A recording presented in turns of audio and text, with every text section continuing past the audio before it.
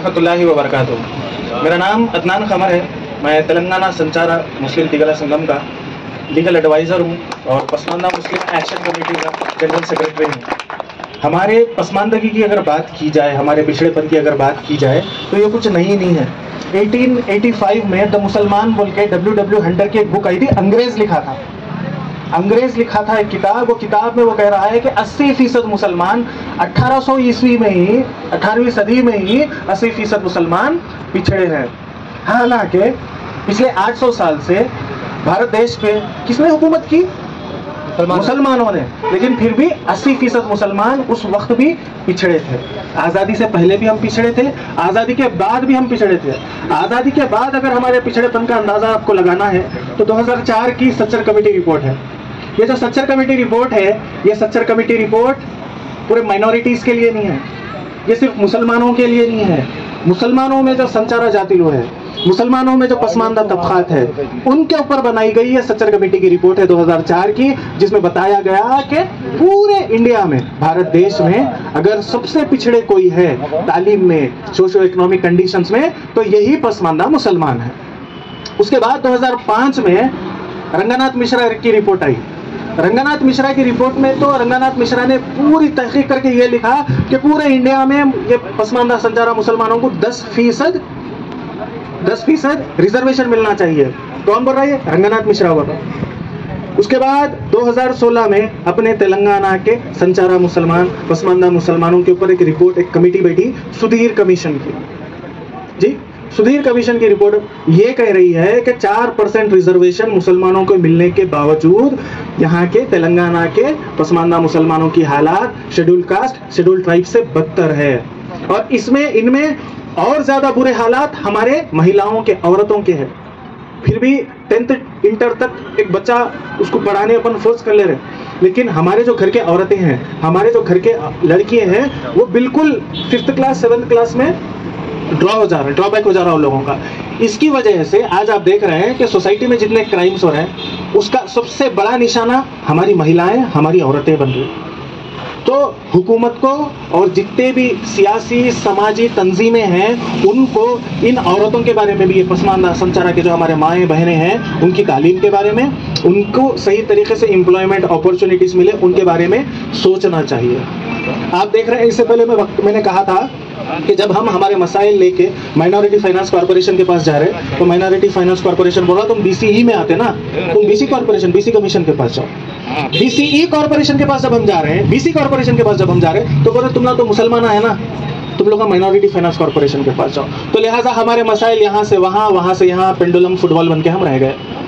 और जितने भी फंड्स हमारे नाम पे रिलीज होते, वो ऊपर ही बढ़ जाते। इसका बेहतरीन एग्जाम्पल परसों का ये जो लोनों का जो आया, सैदा खान भाई, मैं, शेर अली भाई निजामाबाद के दिखे, मलकपेट के शेर अली भाई, आसिफ भाई, यहाँ के GHMC के जितने भी लोग हैं आपके, हम माइनॉरिटी फाइनेंस कॉर्पोरेशन के चक्कर लगाते हमारे चप्पलां घस लिए।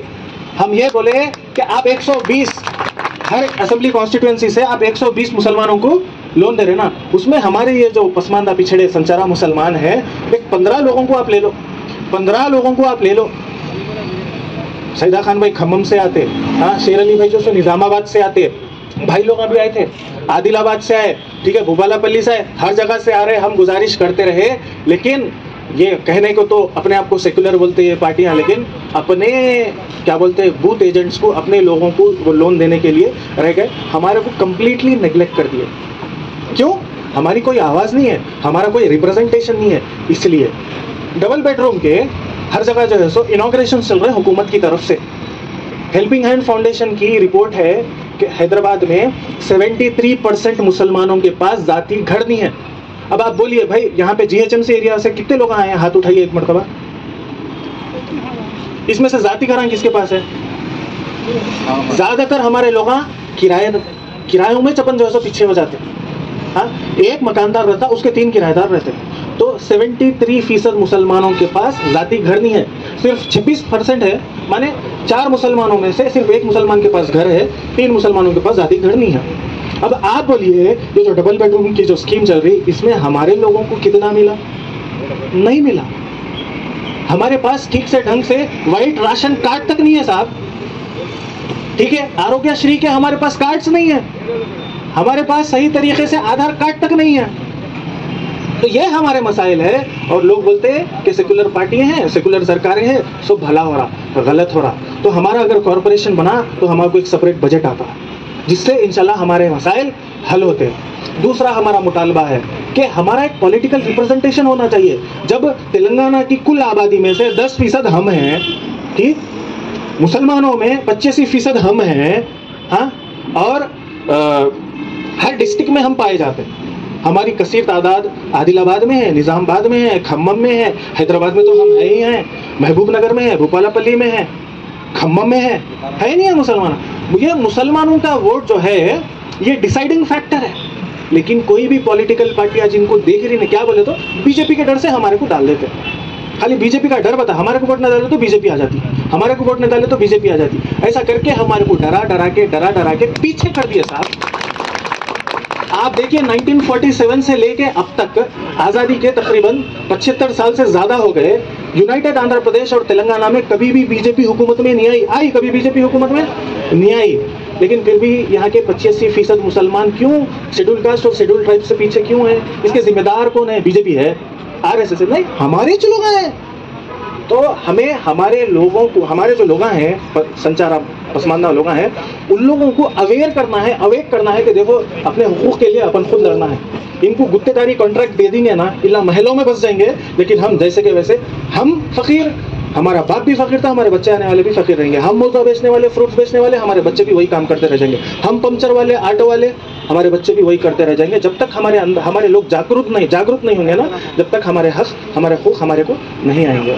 तो हमारे जो मुतालबात है वो मुतालबात में वुमेन एम्पावरमेंट की मैं बात करा, एजुकेशनल अपॉर्चुनिटीज हमारे को मिलना चाहिए। और ताजुब हुआ, टाइम्स ऑफ इंडिया की रिपोर्ट में पढ़ा अनवर साहब, जितने पूरे इंडिया में सबसे ज्यादा बुरा इंफ्रास्ट्रक्चर, हॉस्पिटल फैसिलिटीज, आंगनवाड़ीज और ये क्या बोलते कम्युनिटी हॉल्स, सबसे बदतर हालात में ये जो पसमानदा मुसलमान रहता है ना, वहीं पे ये महलों में, हम जो मोहल्ला में, हमारे जो एरियाज है ना, ये एरियाज में सही से पानी नहीं आता, ठीक है, सही से ड्रेनेज फैसिलिटी नहीं, हमेशा ओवरफ्लो होते रहता, ठीक है, सही से रोड नहीं रहते हमारे एरियाज में, सही से हॉस्पिटल फैसिलिटीज नहीं रहते, आंगनवाड़ियों की बुरी हालत रहती, छता गिरने पे आते, आंगनवाड़ी टीचर रहते तो आया नहीं रहते तो टीचर रहते। देखेंगे ना आपके हालत आपके मोहल्लों में, ठीक है, वाटर टैंक सही नहीं रहता, हाँ, कम्युनिटी हॉल्स हमारे पास नहीं रहते। कोई आप जाके दूसरे एरियाज में देखो, पॉश एरियाज में देखो, या फिर दूसरे कम्युनिटीज एरियाज में, शेड्यूल कास्ट एरियाज में देखो, उन लोगों से हमको सीखना चाहिए। अम्बेडकर भवन, अम्बेडकर हॉल हर जगह लगाते,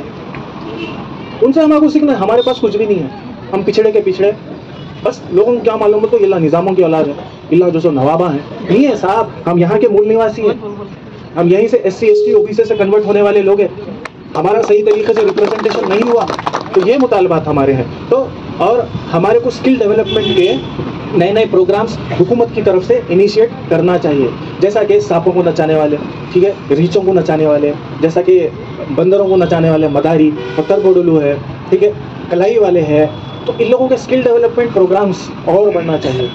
जैसा बीजेपी सेंट्रल में विश्वकर्मा स्कीम बोल के निकाली स्किल डेवलपमेंट के लिए, BCs के लिए, OBCs के लिए, यहाँ पे भी OBCs के लिए बहुत से स्कीम्स निकाले जा रहे हैं, उसमें हमारे को भी इंक्लूड करो साहब, हम भी तो यहीं के हैं।